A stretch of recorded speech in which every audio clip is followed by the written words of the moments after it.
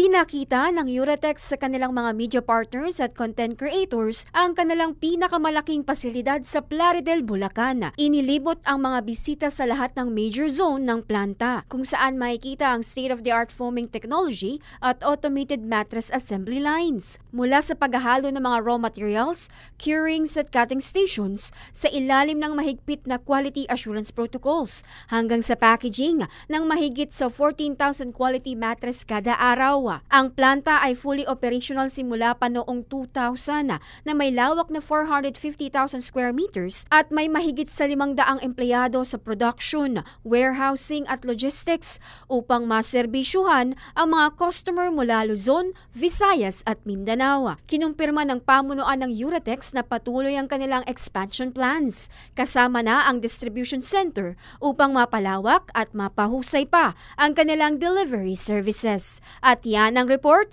Kim Gomez, nagbabalita ng tama, naglilingkod ng tama.